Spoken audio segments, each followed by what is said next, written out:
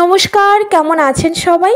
Mampi Dutta blog চ্যানেলের নতুন একটি ভিডিওতে সকলকে অনেক স্বাগতম জানাই।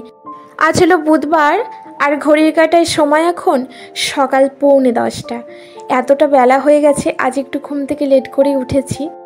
নিচের পরিচর্যা শেষে ওষুধগুলো খেয়েছি আর বিছানাও তুলে নিয়েছি। শুধু বাবুর ঘরে বিছানাটা তোলা বাকি আছে। আর আজকে আমি ভাবলাম বেডরুমটা তো পুরো ক্লিন হয়ে গেছে, শুধু ড্রেসিং টেবিলের ওপরটা বাকি ছিল। আজ ভাবলাম ড্রেসিং টেবিলটা একটু পরিষ্কার করে নিই, তাই ওই যে কভারটাকে তুলে ভালো করে ঝেড়ে ঝুড়ে রাখলাম। খুব একটা নোংরা হয়নি, তাই আর চেঞ্জ করে দিলাম না, ওটাকে উল্টে দিলাম। আর এই যে র্যাকগুলো হয়, র্যাকগুলোর মধ্যে আমি সমস্ত জিনিসপত্রগুলো গুছিয়ে গাছিয়ে রাখি। এইগুলোতে একটু ধুলো পড়েছিল আর ভেতরে তো হাতা যায় না, তাই একটু ওই ভীম জেল দিয়ে ভালো করে ধুয়ে নিচ্ছি। আর ওপরের যে ব্যালকনিতে আমার ট্যাপটা রয়েছে সেখানেই বসেছি। আজকে যেহেতু বৃষ্টি বৃষ্টি ওয়েদার, তাই রৌদ্রটা নেই, এখানেই বসলাম। যখন বাড়িটা বানানো হয় তখন আমার হাজব্যান্ডকে আমি বলেইছিলাম যে ওপরের ব্যালকনিতে এই কর্নারে একটা ট্যাপ করে দিও, তাহলে ঠাকুরের বাসনগুলো মাজতে ভীষণ সুবিধা হয় আর গাছপালাতে জল দিতেও আমার কোনো সমস্যাই হয় না। তো ওই জন্য এখানে একটা ট্যাপ করে নিয়েছি, বেশ সুবিধে হয়েছে আমার।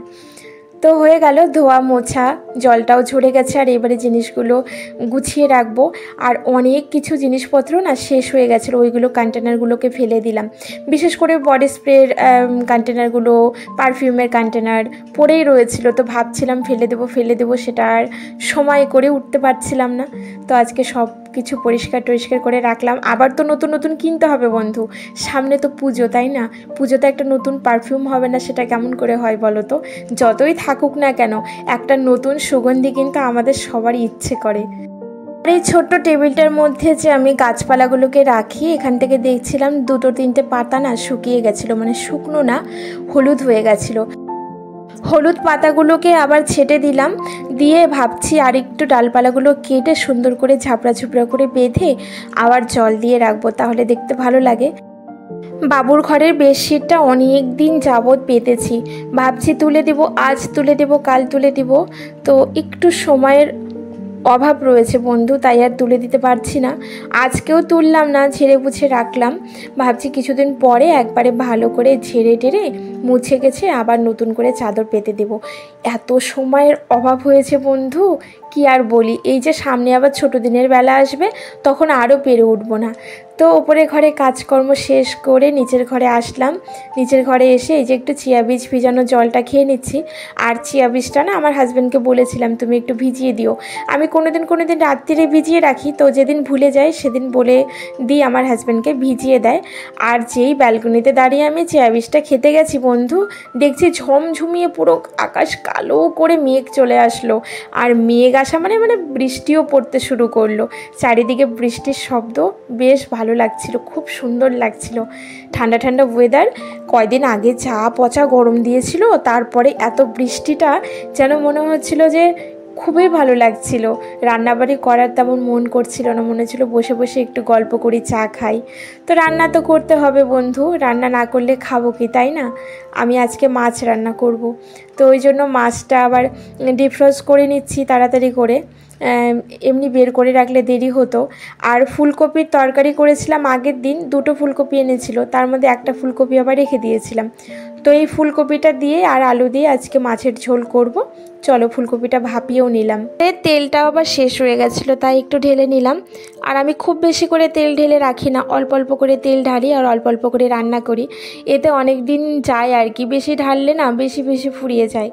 আর এদিকে ডাল সেদ্ধ করে রেখেছি, ডালটা আবার ফোড়ন দিলাম। আজকে পেঁয়াজ টেয়াজ কিছুই ফোড়ন দিলাম না, শুধু 5 ফোড়ন, শুকনো লঙ্কা, তেজপাতা এই দিয়ে ফোড়ন দিলাম।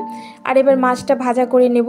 মাছের যে মুড়োটা রয়েছে ওটা দিয়ে ভাবছি আলু পেঁয়াজ দিয়ে একটু চচ্চড়ি মতো করব। মাঝে মাঝে একটু খেতে ভালোই লাগে, কিন্তু আলুটা আবার খুব একটা খাওয়া ভালো না। মাছটা ভাজা হোক, আর এদিকে আর একটা কড়াই বসিয়ে দিলাম, এটার মধ্যে ওই মাছের মুড়োটা ভেজে নেব, তারপরে সবজিটা রান্না করব। সবজি তো না, ওই আলু দিয়ে চচ্চড়ি মতো করব বললামই তো তোমাদের। তো এই যে 3খানা খণ্ড আছে মাছের মুড়োর। আর মাছটা না আমি 2 রকমের মাছ একসাথে ভুল করে রেখে দিয়েছিলাম, মানে রুই মাছও আছে, কাতলা মাছও আছে। লেজাটা বোধহয় রুই মাছের, আর একটা পিস ছিল ওটাও রুই মাছের, আর বাকিগুলো পেটিগুলো আবার কাতলা মাছের। মানে কি ভুলভাল মাছ না চিনলে যেটা হয় আর কি, আমি না বুঝতে পারি না কেটে নিয়ে আসলে। রুই মাছ আর কাতলা মাছ বড্ড গুলিয়ে ফেলি।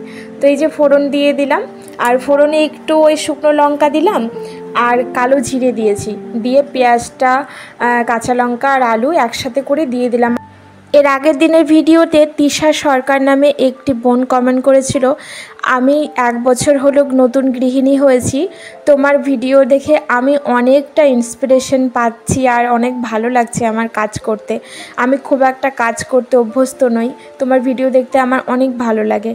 Thank you so much Tisha, তোমাকে অনেক ধন্যবাদ যে তুমি আমার কাজগুলো দেখে অনেকটা কাজ করার এনার্জি পাও, তোমার ভালো লাগে। এইভাবেই আমার পাশে থেকো আর তুমি অনেক ভালো থেকো। জ্যোতি নামের একটি দিদিভাই কমেন্ট করেছে, দিদিভাই তোমার ভিডিও দেখতে আমার অনেক ভালো লাগে, আমার শুধু একটা জিনিস জানার আছে তোমার কাছ থেকে, তুমি কড়াইগুলো কি করে এত সুন্দর করে মাজো আর তোমার কড়াইগুলো এত চকচক কী দিয়ে করে, তুমি যদি একটু প্লিজ জানাও আমাকে, অনেক উপকৃত হব। তুমি এত মনোযোগ দিয়ে এত ধৈর্য নিয়ে আমার ভিডিওটি দেখো, তার জন্য তোমাকে অনেক ধন্যবাদ। আর কড়াইগুলো আমি সাধারণ ডিশওয়াশ জেল দিয়েই মাজি, আর ভালো মানের একটু স্কচ ব্রাইট ব্যবহার করি, যেগুলো একটু খড়খড়ে বেশি হয়। আর সাথে না যদি খুব কালো হয়ে যায় তাহলে ওই যে পিতম্বরী পাউডার পাওয়া যায়, সেই পিতম্বরী পাউডারটা মাখিয়ে একটু 10 মিনিটের জন্য রেখে দিই, তারপর ভালো করে ঘষে নিই, তাহলেই পরিষ্কার হয়ে যায়।